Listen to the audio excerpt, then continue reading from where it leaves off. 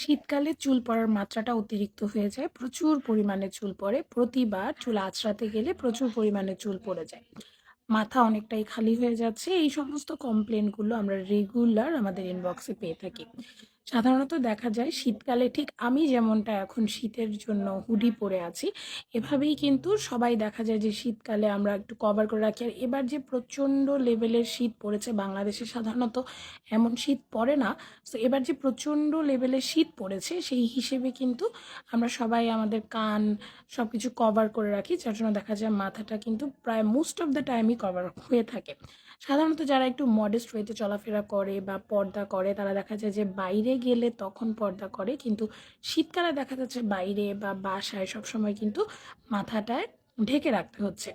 যদিও প্রচণ্ড শীত, খুব বেশি একটা ঘেমে যাওয়ার প্রবণতা থাকে না, তবে আপনি যেহেতু একটা লম্বা টাইম চুল বেঁধে বেঁধে রাখছেন, তো দেখা যাচ্ছে যাদের লম্বা চুল তাদের ক্ষেত্রে যেটা হয়, অনেকে ভেজা চুলটাকে বেঁধে ফেলেন।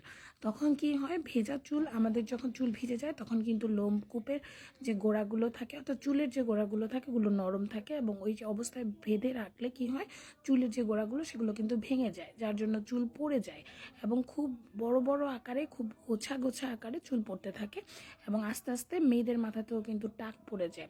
তো প্রথমে আপনাকে চুল পড়ার কারণগুলো খুঁজে বের করতে হবে। চুল পড়ার কারণটা কি? আপনি যদি চুল পড়ার কারণ খুঁজে বের না করতে পারেন তাহলে কিন্তু আপনার চুল পড়তে থাকবে। চুল পড়ার অনেক রকমের কারণ থাকতে পারে। কারো ক্ষেত্রে দেখা যায় যে বংশগত কারণে চুল পড়ে, অনেকের বংশে রয়েছে, সেই ক্ষেত্রে কিন্তু চুল পড়তে পারে।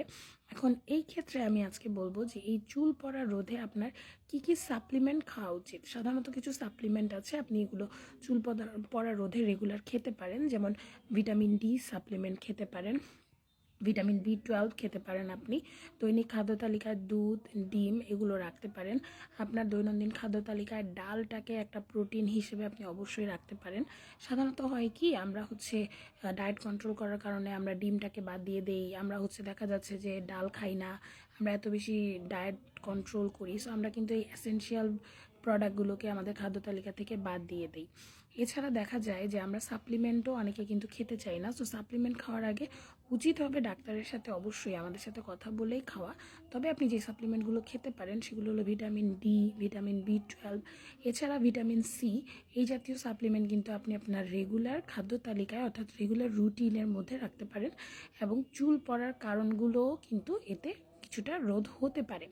এরপরে আপনি কিন্তু বিভিন্ন ট্রিটমেন্ট নিতে পারেন, যেমন আমাদের ট্রিটমেন্টের মধ্যে পিআরপি রয়েছে, অ্যাডভান্স পিআরপি রয়েছে, এছাড়া আমাদের QR6-7 ট্রিটমেন্ট রয়েছে, এছাড়া সর্বোপরি আমাদের হেয়ার ট্রান্সপ্ল্যান্ট ট্রিটমেন্টটাও কিন্তু রয়েছে।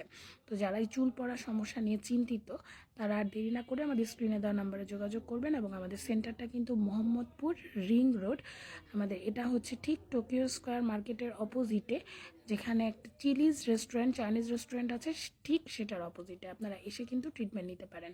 ধন্যবাদ সবাইকে, আসসালামু আলাইকুম।